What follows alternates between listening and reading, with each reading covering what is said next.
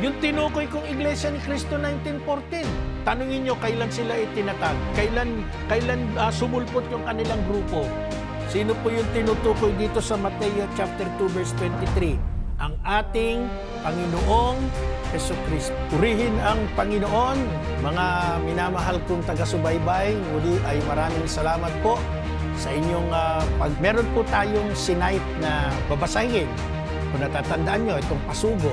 At sa kanya pong aral, may ilang mga sekta na nagkiklaim sila ang tunay, sila ang tinayo ng ating Panginoong Jesucristo. Purihin ang Panginoon, muli po ay samahan ninyo ako sa isang pag-aaral ng ating pagtatanggol sa pananampalatayang Katolik. Maraming salamat po. Ako po si Brother Marco, Ebanghilista, nagsasabing, ang Diyos ay sumasa atin.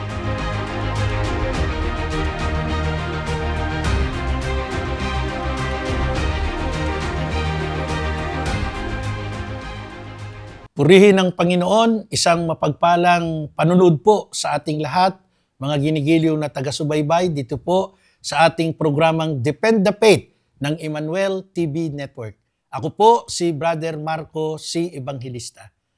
Sa pagkakataon pong ito ay nagluluksa ang buong Santa Iglesia Katolika sa pagpanaw ng ating mahal na Santo Padre, ng ating Santo Papa Francisco.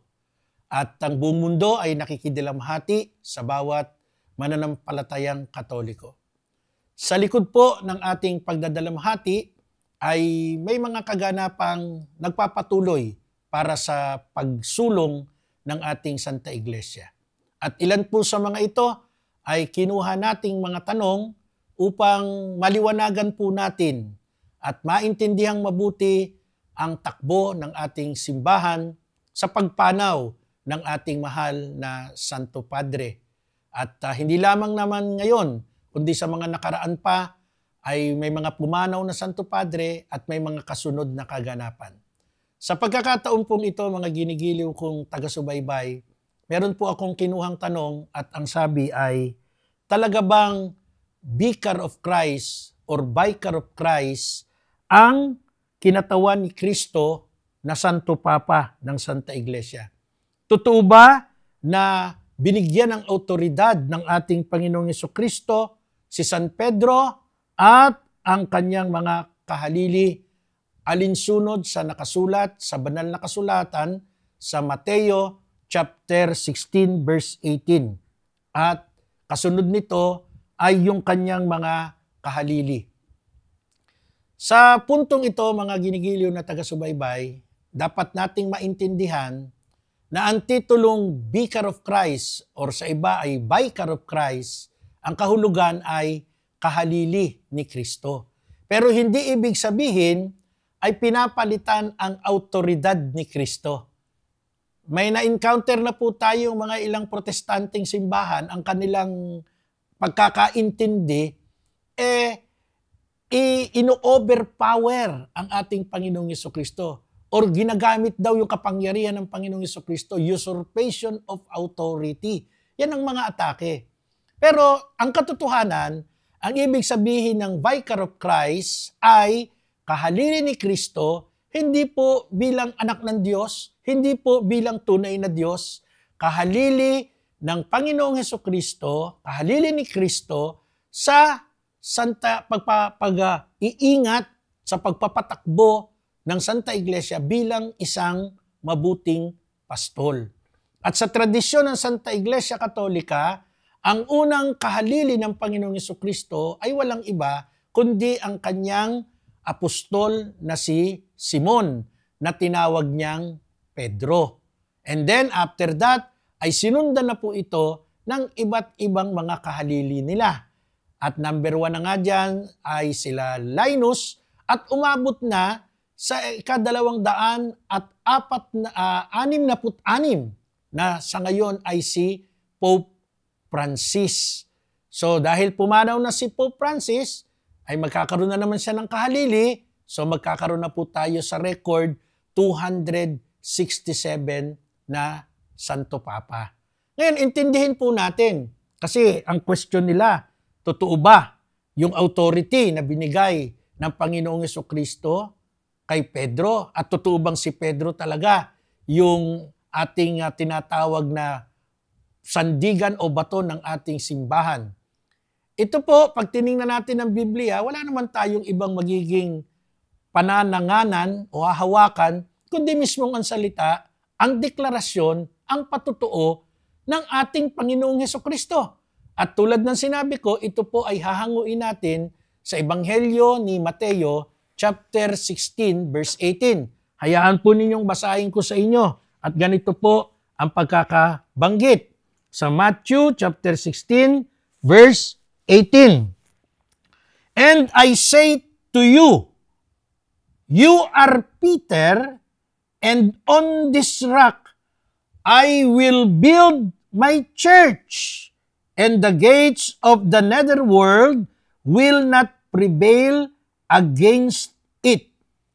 At sinasabi ko naman sa iyo na ikaw ay Pedro, at sa ibabaw ng batong ito ay itatayo ko ang aking iglesia.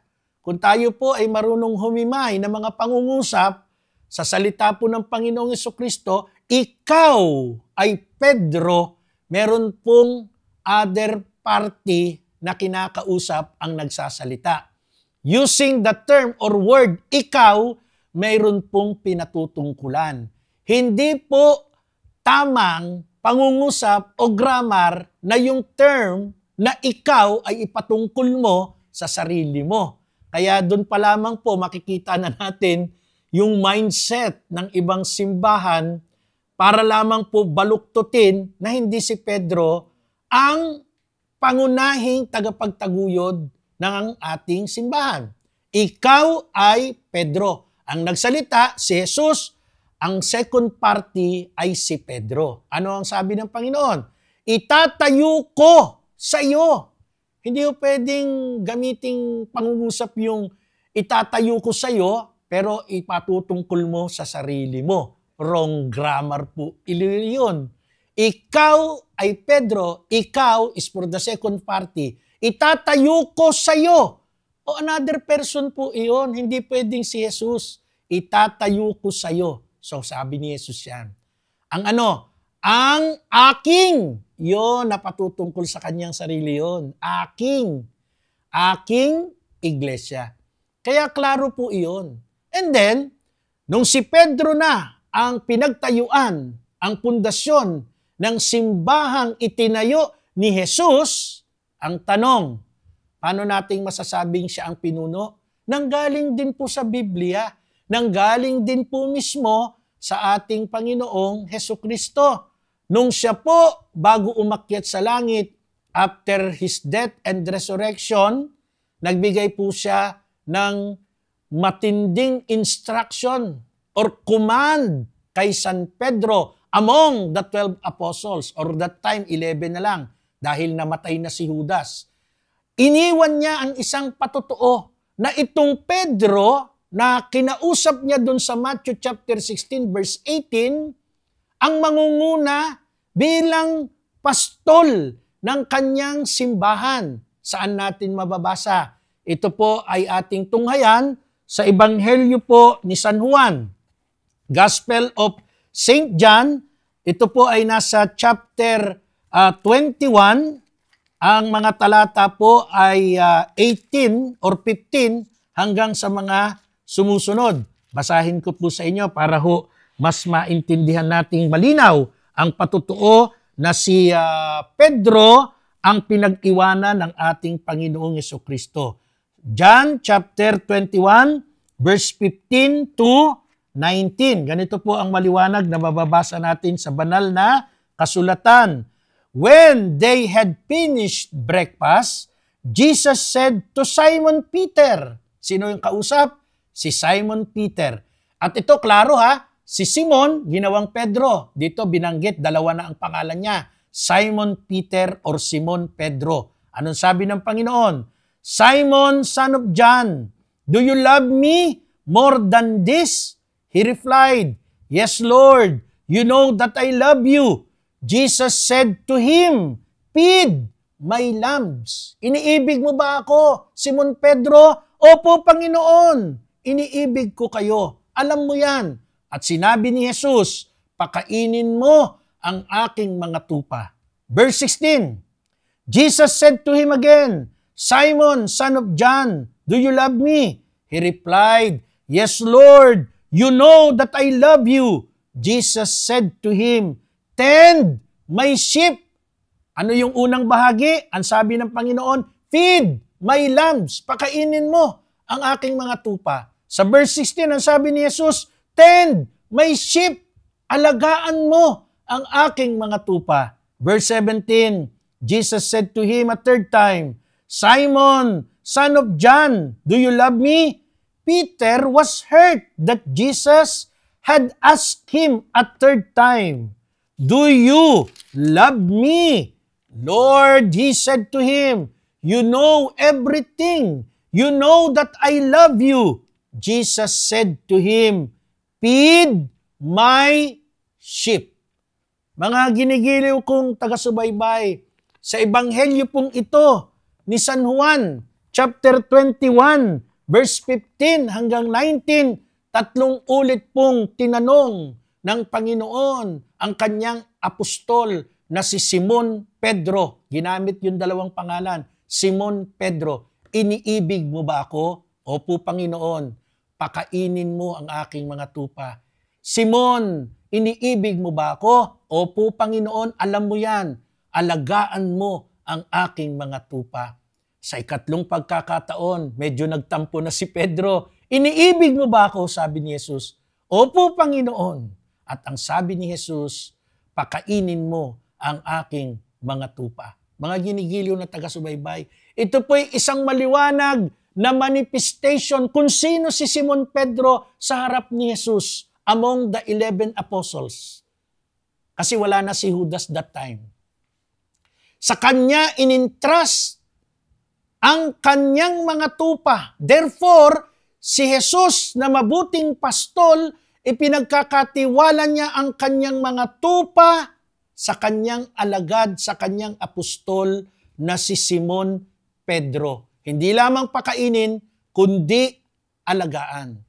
Now, after ng mga pangyayaring ito, ano ang pinatunayan ng mga tagpo ng pangyayari na si Pedro nga ang pangunahing magpapakain at mag-aalaga sa mga tupa ng ating Panginoong Hesus? Pag tiningnan po natin ang maraming bahagi sa aklat ng gawa ng mga apostol, sa mga bahagi po ng chapter 2 verse 14 to 42, sa bahagi po ng gawa chapter 1 verse 15 to 26, makikita po natin ang primacy ni Peter at doon siya ang nagsalita pagdating ng Espiritu Santo kung saan siya ang unang nangaral sa maraming tao at makaraan. Siya po ang nanguna sa pagbabautismo ng 3,000 tao ng araw ding iyon.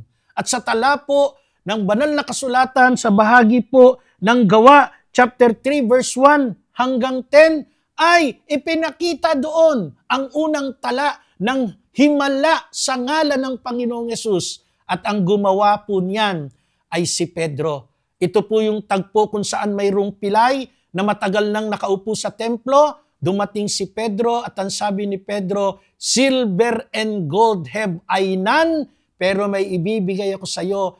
In the name of Jesus, tumayo ka at ikaw ay makalalakad. Lumakad po yung lumpo. At ito po'y isang patotoo na itong Pedrong ito ang nag-aruga, ang Pedrong ito ang nag-alaga, ang Pedrong ito ang nagpapakain sa mga tupa ng ating Panginoong Hesukristo. At sa katunayan po, sa tala ng gawa, chapter 5, verse 15 to 18, anino pa lang po ni Pedro, ang mga may sakit ay gumagaling at ang mga inaalinhan ng masamang espiritu ay napapalaya. Anino pa lamang ni Pedro. Pero si Pedro naman po ay hindi nagtagal sapagkat binigyan siya ng propesiya ng Panginoon kung papaano siya mamamatay. Ano ang nangyari?